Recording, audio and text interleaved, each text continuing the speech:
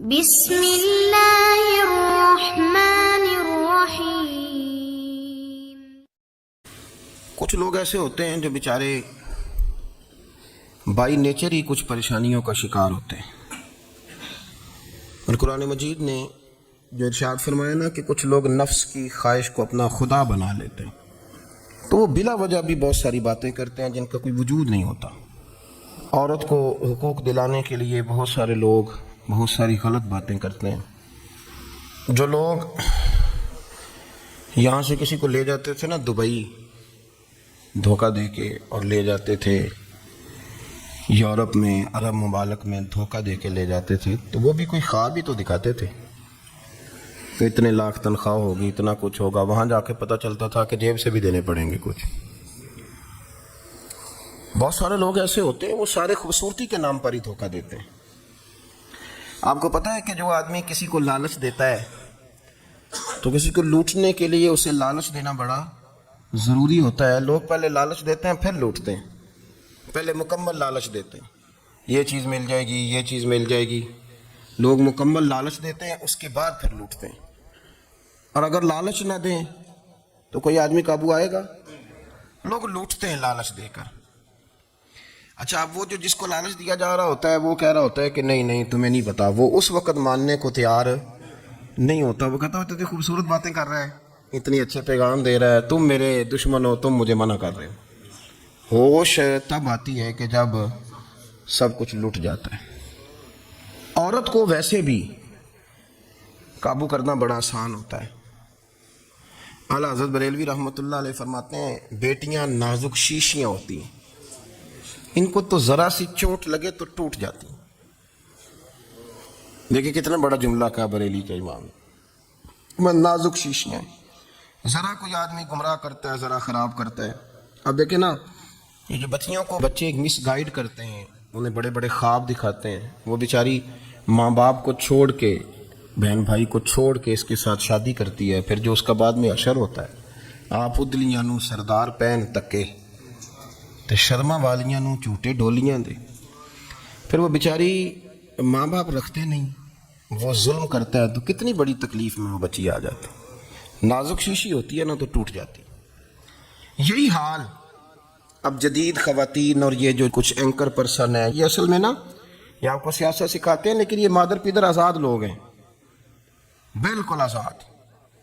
یہ تو علماء شور نہ کریں، بات نہ کریں، گفتگو نہ کریں، مشائخ بات نہ کریں، اور یہ جو کچھ سنجیدہ اور دینی طبقہ ہے یہ کچھ شور نہ کرے، یہ تو روڈوں پہ ننگے ہو کے آ جائیں معاذ اللہ۔ خوفناک نظریہ رکھتے ہیں یہ لوگ۔ عورت کو کہتے ہیں تیرے حقوق ہم تجھے لے کے دیں گے۔ مثلاً وہ کون سا حق ہے جو تم نے لے کے دینا ہے؟ میرے نبی کریم صلی اللہ علیہ وسلم اس کو بیٹی بھی بنایا ہے، اس کو بہن بھی بنایا ہے، اس کو ماں بھی بنایا ہے، اسے بیوی کا عالی شان رتبہ بھی عطا فرمایا ہے۔ اور چونکہ بیٹی کا بھی حق بڑا بیان کیا جاتا ہے، بہن کا بھی، ماں کا بھی، اور بیوی کے معاملے میں لوگ سمجھتے ہیں کہ زیادہ بات نہیں کرنی چاہیے، شاید مسئلہ خراب ہو جائے۔ حالانکہ نبی پاک صلی اللہ تعالیٰ علیہ وسلم نے بیوی کے بارے میں پتہ کیا فرمایا؟ فرمایا جب تم نکاح کر لیتے ہو تو اپنا ایمان محفوظ کر لیتے ہو۔ اب میں اس کی شرح نہیں کرتا، آپ خود کر لیجئے گا کہ وہ ایک ایسی شخصیت ہوتی ہے کہ جس کی موجودگی میں آپ کا ایمان محفوظ ہے۔ اب میں نہیں سمجھتا کہ اس سے بڑی بات کوئی اور ہو سکتی ہے، جس کی موجودگی میں آپ کا ایمان، اور بھائی یہ حدیث پاک عرض کر رہا ہوں، نکاح جب کوئی کر لے تو اس نے اپنا ایمان مکمل کر لیا۔ اس کا معنی یہ ہوا کہ آپ کا ایمان محفوظ ہے اس کی موجودگی میں، تو اس سے زیادہ بھی، یعنی ایمان سب سے قیمتی چیز ہے نا، تو اس کے محفوظ ہونے کی وجہ حضور نے نکاح بیان کر دی۔ اب میرا خیال ہے بی بی اگر کوئی اس سے بڑا حقوق مانگے گی تو بیوقوفی کرے گی۔ اتنا بڑا درجہ نبی کریم نے اسے عطا کر دیا، اتنا بڑا مقام دے دیا کہ تو خاوند کے ایمان کے محفوظ ہونے کا ذریعہ بن گئی ہے۔ عورت کو جو حقوق رسول کریم صلی اللہ تعالیٰ علیہ وسلم نے عطا فرمائے، نبی پاک نے جو حقوق دیے، دیکھیں نا، حضرت عبداللہ ابن عمر رضی اللہ تعالیٰ عنہ کی اہلیہ بیمار تھی، تو جلدی جلدی سے وہ آئے، تو جب بہت جلدی ہو، سفر بڑا شدید تھا، تو آپ نے جلدی سے نماز ادا کی، جلدی سے چلے۔ آپ کے خادم کہنے لگے حضور خیریت ہے؟ فرمایا میری بیوی بیمار ہے۔ تو اس نے عرض کی حضور آپ کی اہلیہ بیمار ہے، تو آپ نے نماز بھی جلدی سے پڑھی، سفر بھی جلدی جلدی کیا۔ تو فرمانے لگے یہ وہ چیزیں ہیں جو ہمیں مدینے والے رسول نے سکھائی ہیں۔ آپ اس کیفیات کو سمجھیں کہ حضور صلی اللہ علیہ وسلم نے درس دیا.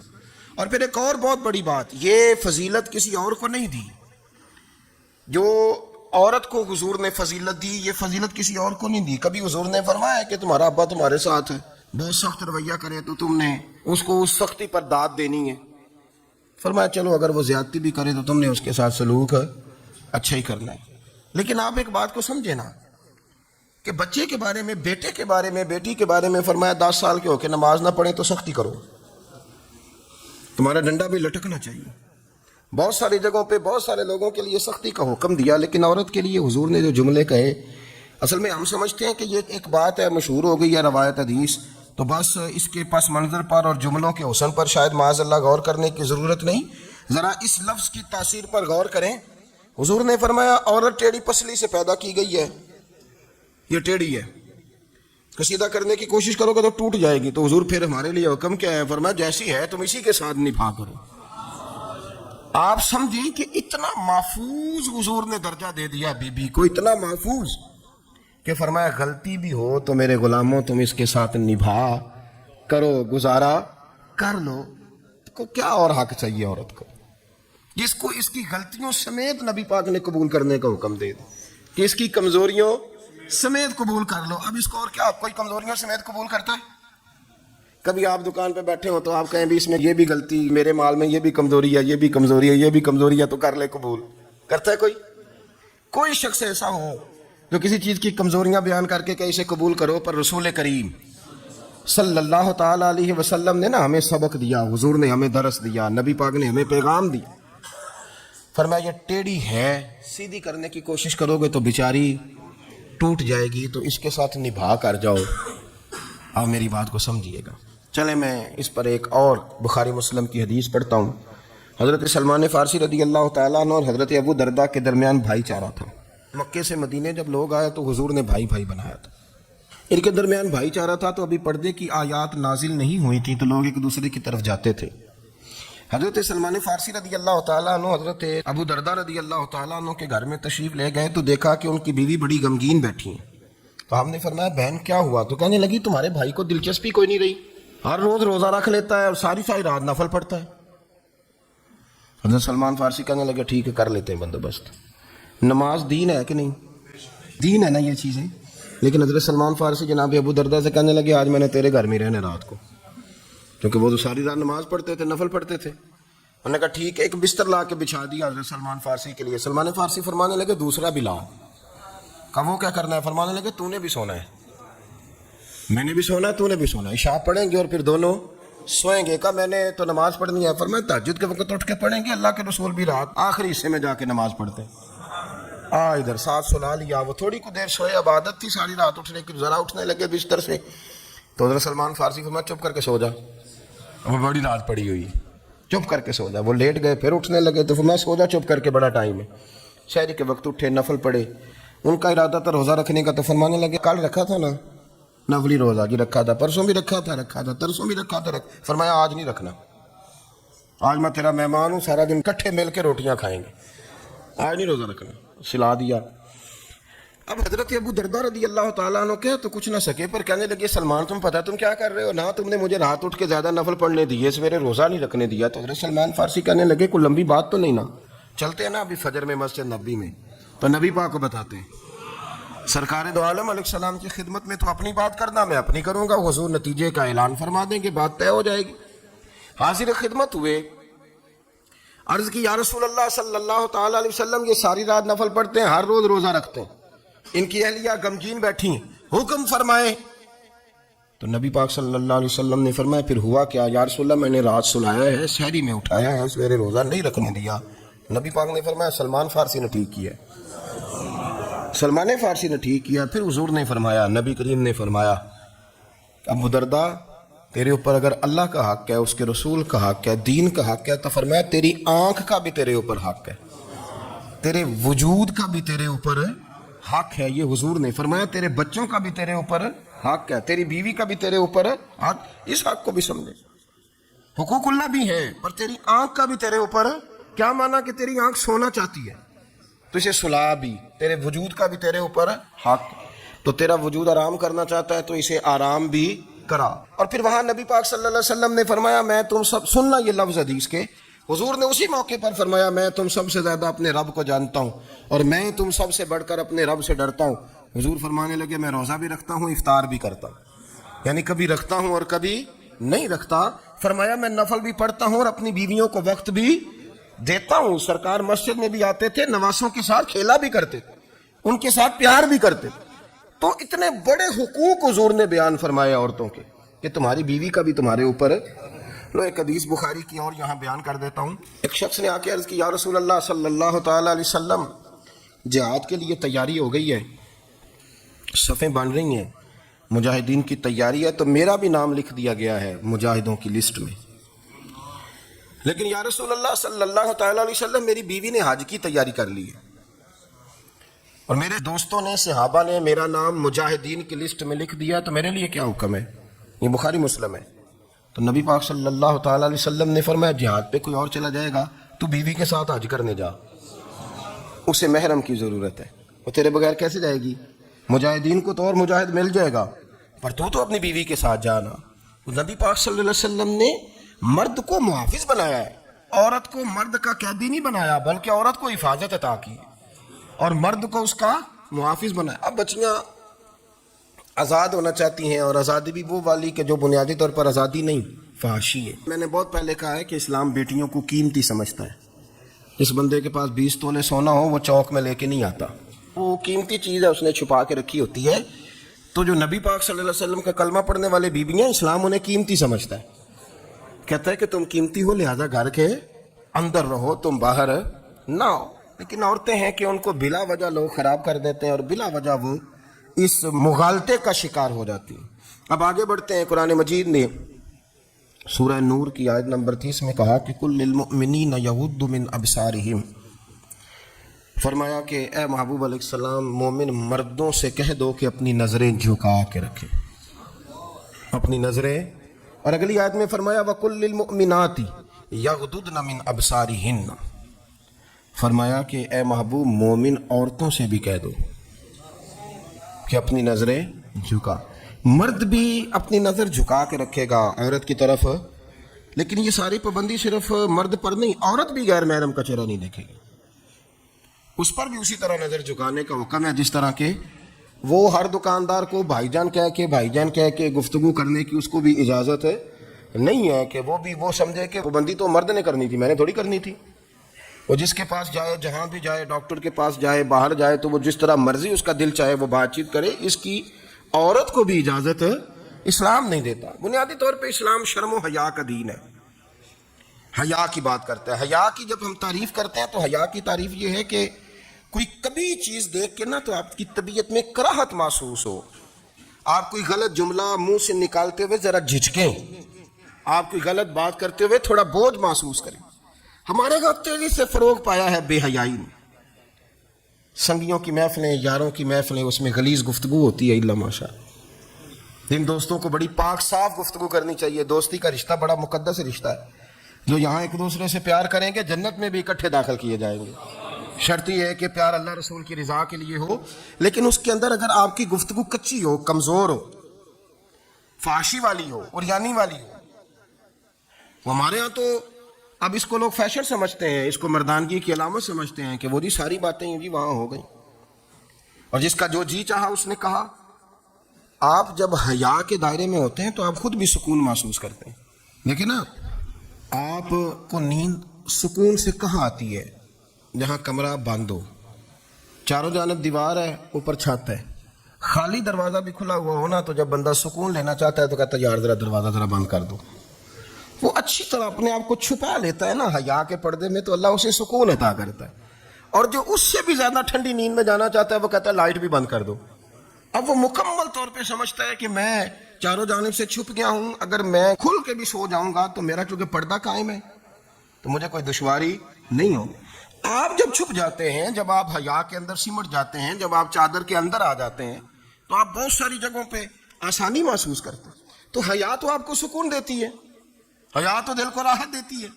میں بڑی ذمہ داری سے بات عرض کرتا ہوں, قرآن مجید نے نا ایک مقام پہ مذاق کو, ایک مزاح ہوتا ہے خوش طبی, وہ نہیں مذاق, مذاق اڑانا, قرآن پاک نے نا مذاق کو ایک جگہ پہ جاہلوں کا طریقہ بھی قرار دیا. بنی اسرائیل کے لوگوں سے حضرت موسیٰ نے کہا کہ گائے ذبح کرو اور ایک ٹکڑا مقتول کو مارو, زندہ ہو کے خود بتا دے گا مجھے کس بندے نے قتل کیا. تو کہنے لگے آپ ہمارے ساتھ مذاق کر رہے ہیں. تو قرآن مجید کہتا ہے کہ حضرت سیدنا موسیٰ علیہ السلام فرمانے لگے اعوذ باللہ ان اکون من الجاہلین, فرمانے لگے میں اللہ کی پناہ مانگتا ہوں کہ میں جاہلوں میں سے ہو جاؤں. یہ مذاق کرنا تو جاہلوں کا طریقہ ہے. اگر آپ کی زبان سے بے حیائی کا جملہ نکل گیا, اگر آپ کی زبان سے بے حیائی کا جملہ نکل گیا, آپ نے کہہ دیا کہ ہم آزاد لوگ ہیں, جو مرضی کریں گے, جو مرضی کہیں گے, جو ہمارا دل میں آئے گا کریں گے, تو پھر تو لوگ آپ کا وہ حشر کریں گے کہ آپ سے برداشت ہی نہیں ہوگا. جس کا لوگ مذاق بنا لیتے ہیں اور جو مذاق بن جاتا ہے پھر اسے کوئی جینے دیتا ہے. آپ حیا کی چادر میں چھپیں گے تو بچیں گے. اگر آپ نے اپنا مذاق بنوا لیا یہ کہہ کے کہ میں نے مرضی کرنی ہے, پھر یاد رکھنا چھپنے کو جگہ نہیں ملے گی, پھر تکلیف میں آ جائیں گے, پھر بہت بڑی اذیت کا شکار ہو جائیں. شرم و حیا, عرب کے اندر جو کنواری لڑکیاں تھیں ان میں بڑی حیا ہوتی تھی. الحمدللہ میں بڑے فخر سے کہتا ہوں کہ میرے پنجاب کی, میرے پاکستان کی بیٹیاں بھی 20 دفعہ ان کا ابا کہے تیری شادی کرنی ہے تو وہ آنکھ نہیں اٹھا پاتی آج بھی. یہ تو وہ چند لوگ ہیں جو کہتے ہیں ہم ہائی کلاس ہو گئے, ہمیں نہیں پتا کہ وہ روشن خیال ہو گئے ہیں کہ روغن خیال ہو گئے, پتہ نہیں کدھر چلے گئے.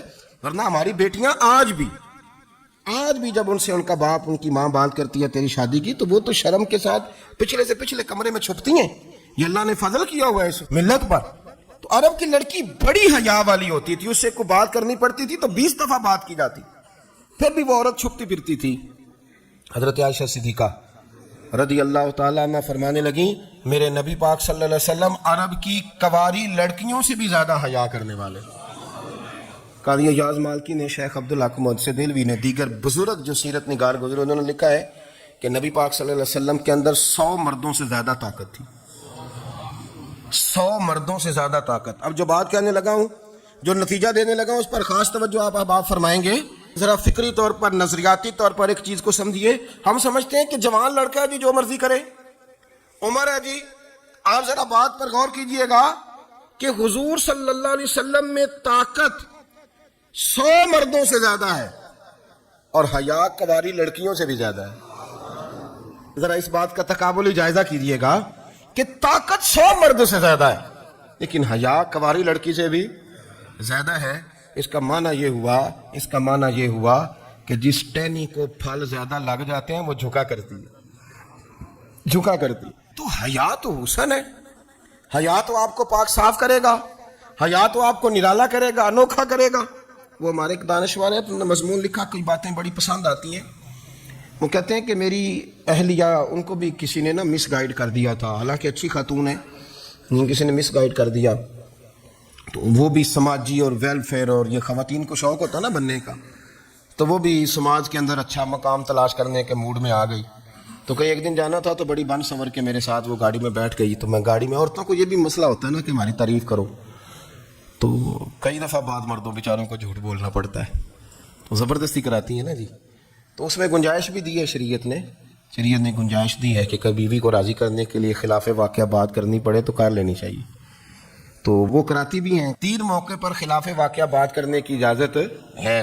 واقعے کے خلاف بھی آپ بات کر سکتے ہیں. جنگ کے موقع پر 2 لوگوں کو صلح کرانے کے لیے اور بیوی کو راضی کرنے کے لیے کر لیں کوئی ایسی بات, بے شک اپنی طبیعت پہ جبر کر کے کر لیں, گنجائش ہے, اجازت ہے. تو وہ کہتے ہیں جب وہ گاڑی میں میرے ساتھ بیٹھی بن سنور کے, تو وہ تقاضا کرنے لگی کہ میں نے بڑے اچھے کپڑے پہنے ہیں پر آپ نے توجہ نہیں کرائی. تو سیاںا بندہ تھا, وہ چاہ رہا تھا کہ میری خاتون سمجھ جائیں. وہ کہتے ہیں مجھے پتا تھا کہ بیچاری مس گائیڈ ہو گئی ہے, دل کی بڑی اچھی ہے, سیاਣੀ ہے, لیکن اس کو کچھ خواتین نے, کچھ لوگوں نے مل کے اس کو ذہن غلط کر دیا ہے کہ سماج میں نکلو, باہر جاؤ, کام کرو, فلاں کرو, اپنی مرضی سے جیو. تو میرے ساتھ گاڑی میں بیٹھی کہیں جانے کے لیے, تو مجھ سے کہنے لگی کہ آپ نے میری طرف توجہ ہی نہیں کی, آپ نے کوئی ذکر ہی نہیں کیا کہ میں کیسی لگ رہی ہوں. تو وہ کہتے ہیں میں نے اسے کہا کہ اگر تو ناراض نہ ہو تو پھر میں صحیح والی تعریف کر دوں. تو اس نے کہا کہ آپ کر دیں. تو کہتے ہیں میں نے درد سے اور خلوص سے اپنی بیوی سے کہا, خلوص کے ساتھ. میں نے کہا میں تو روز گھر ہوتا ہوں, روز شام کو گھر ہوتا ہوں, اگر تو میرے لیے تیار ہوتی تو میں تیری تعریف کرتا, لیکن آج تو باہر جانے کے لیے تیار ہوئی, تو پھر ان سے تعریف کی امید رکھ جن کے لیے تو نے تیاری کی ہے. میرے لیے تیاری کرتی تو میں تو ہر شام تیرے پاس ہوتا ہوں. کہتے وہ میرے لفظوں میں درد تھا تو وہ بھی رو پڑی. وہ کہنے لگی آپ گاڑی روک دیں, مجھے باہر جا کے کسی کو راضی نہیں کرنا, میں نے اسے راضی کرنا ہے جس کو رب کریم نے میرا شوہر بنایا اور میرے لیے منتخب کیا ہے میرے ماں باپ کو. میں واپس لوٹتی ہوں. یہ ایک پہلو ہے سلگتا ہوا, اس کو سمجھا جائے. رسول کریم صلی اللہ علیہ وسلم عرب کی کواری لڑکیوں سے زیادہ حیا والے تھے. کواری لڑکیوں سے زیادہ حضور حیا فرمایا کرتے تھے.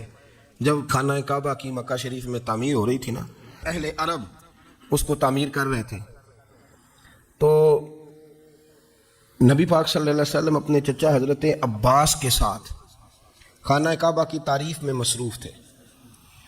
تو عرب کے لوگ چونکہ لمبا کرتا پہنتے تھے پیروں تک, تو نیچے اگر کسی وقت کوئی چیز نہیں بھی ہوتی تھی تو کسی کو وہ نظر نہیں آتی تھی, چونکہ پردہ رہتا تھا, لمبا کرتا پہنا ہوا ہوتا تھا. تو جب بچے, سرکار کی عمر مبارک بھی ابھی تھوڑی تھی, تو اس طرح بچے جب نکلتے تو وہ کئی دفعہ اپنی تہمت اتار دیتے نیچے سے, اور کوئی مزدوری کرنے لگتے تو 3-4 طے کر کے نا تہمت کی کندھے پہ رکھ لیتے. جس طرح کبھی دیہاتوں میں لوگ کپڑا سر پہ رکھتے تھے کہ اوپر اگر کوئی وزنی چیز رکھیں گے تو وہ تکلیف نہیں دے گی. نبی پاک صلی اللہ علیہ وسلم بھی سب لوگوں کے ساتھ خانہ کعبہ کی تعمیر میں شامل تھے. تو حضرت عباس رضی اللہ تعالیٰ انہوں نے کہا حضور سے, ابھی اعلان نبوت بھی نہیں فرمایا تھا, بھتیجے آپ بھی تہمت اتاریے, یہ صحیح مسلم میں حدیث موجود, اور اس کو کندھے پہ رکھ لیجیے, آپ اینٹیں اٹھا اٹھا کے لا رہے ہیں تو ذرا آپ کو تکلیف نہیں ہوگی.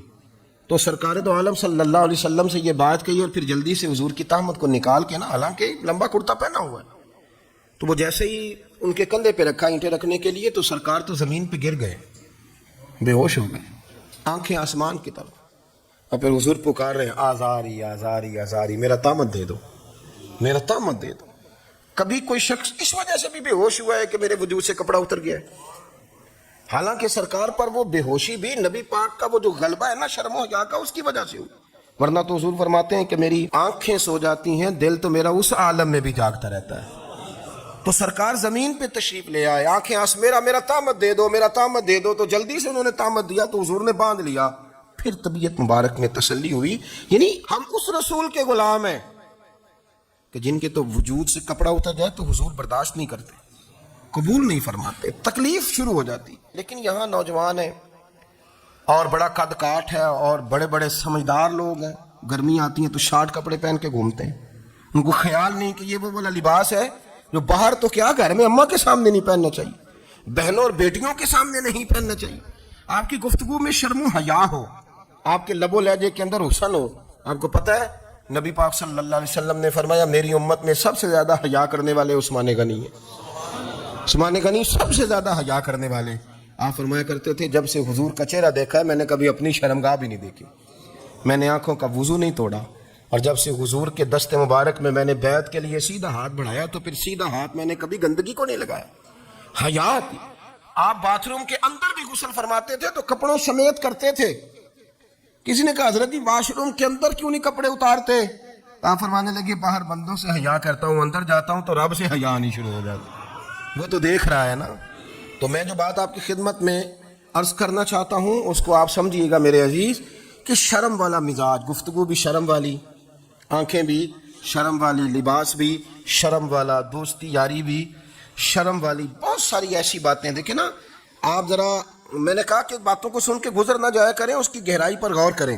حضور علم کا سمندر ہے, سرکار سے زیادہ علم دنیا میں کسی کے پاس موجود نہیں ہے, اور صحابہ کو موقع ملا ہوا ہے اس سمندر سے فیض لینے کا. لیکن ان کی حالت یہ ہے کہ حضرت علی المرتضیٰ فرماتے ہیں 14 دن گزر جاتے. حضور سے کوئی سوال پوچھنا ہوتا تھا پر میں شرم کے مارے نہیں پوچھ پاتا تھا. 14 دن بخاری شریف میں موجود ہے. ایک دن نبی پاک صلی اللہ علیہ وسلم نے پوچھا صحابہ سے کہ وہ کون سا درخت ہے جس کے پتے نہیں گرتے, اور وہ درخت اس طرح ہے جس طرح مومن ہوتا ہے, وہ درخت میرے مومن کی طرح بتاؤ. حضرت عبداللہ ابن عمر فرماتے مجھے پتا تھا کہ وہ کھجور کا درخت ہے, لیکن چونکہ ابو بکر صدیق بھی بیٹھے, عمر فاروق بھی بیٹھے, مولا علی بھی بیٹھے, عثمان غنی بھی بیٹھے, اتنے جید لوگ بیٹھے, تو مجھے حیا آتی تھی کہ میں کیوں جواب دوں. کہتے سرکار نے کئی دفعہ پوچھا, لوگوں نے کئی اور درخت بتائے, پر فرمایا تمہارا جواب درست نہیں ہے. آپ حیا کے اس پہلو پر غور کریں کہ سوال کا جواب آتا ہے. سوال کا جواب, یعنی مجھے سوال کا جواب آتا اور پھر میں دوں نہ, مجھے بدعزمی نہ ہو جائے گی. یہ کیسے ممکن ہے کہ میری رات گزر جائے مجھے پتا بھی تھا اور میں نے بتایا نہیں؟ بہت سارے لوگ آ کے بہت ساری باتیں بتاتے ہیں، بہت ساری باتیں وہ سمجھاتے ہیں، تو ہم غور سے ان کا چہرہ دیکھنے لگ جاتے ہیں، کہتے ہیں یار اس کا تو دعویٰ تھا کہ میں سمجھ نہیں آتا ہوں، تو یہ تو ہمیں سمجھا رہا ہے، چلو الحمدللہ ہم سمجھنے کو تیار ہیں۔ لیکن میرے عزیز پتہ بھی ہے جواب کا، علم بھی ہے، لیکن فرماتے ہیں میری حیا نے مجھے اجازت نہ دی کہ میں جواب دوں۔ آپ فرماتے ہیں پھر حضور سے صحابہ نے عرض کی کہ یا رسول اللہ آپ ہی بتا دیں وہ درخت کون سا ہے، تو حضور نے فرمایا بھائی وہ کھجور کا درخت ہے۔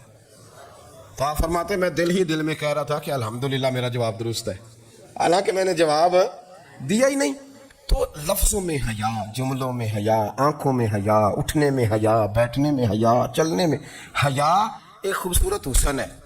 اور نبی پاک صلی اللہ علیہ وسلم نے فرمایا جب تو بے حیا ہو جائے نا پھر تو آزاد ہے، پھر تو جو مرضی کا، پھر تو جو۔ اس لیے بزرگ جب کسی کو بے حیا کہتے تھے نا، اللہ اکبر، اور جب کسی کو کہتے تھے نا یہ بے حیا ہے تو لوگ سمجھتے تھے کہ ہلکی سی بات کر دی ہے، لیکن ان کا معنی یہ ہوتا تھا کہ بس بھائی اب اس کے ساتھ کوئی کلام کرنے کی ضرورت ہے، اس کو اب اصلاح کی ضرورت نہیں، یہ بے حیا ہے۔ کیا معنی؟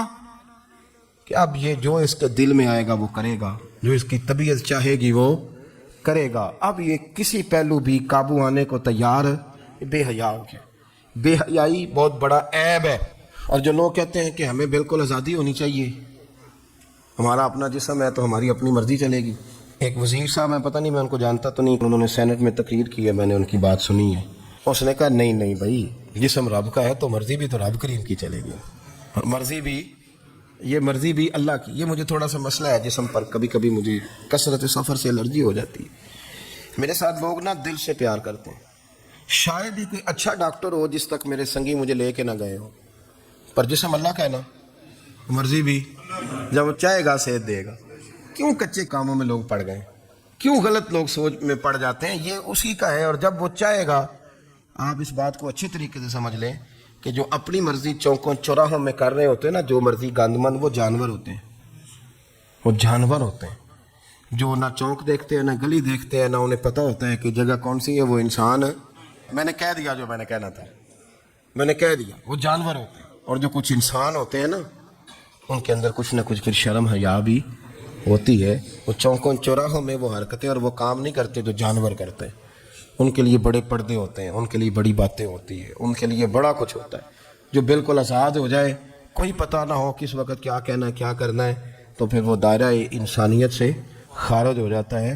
ہم آپ کو کیا دعوت دیں؟ آپ تو وہ باتیں کر رہے ہیں جو اسلام کا انسانیت کے حق میں بھی ٹھیک نہیں، آپ تو وہ والی باتیں کر رہے ہیں، ان کا انسانیت بھی تقاضا نہیں کرتی کہ یہ باتیں ہونی چاہیے۔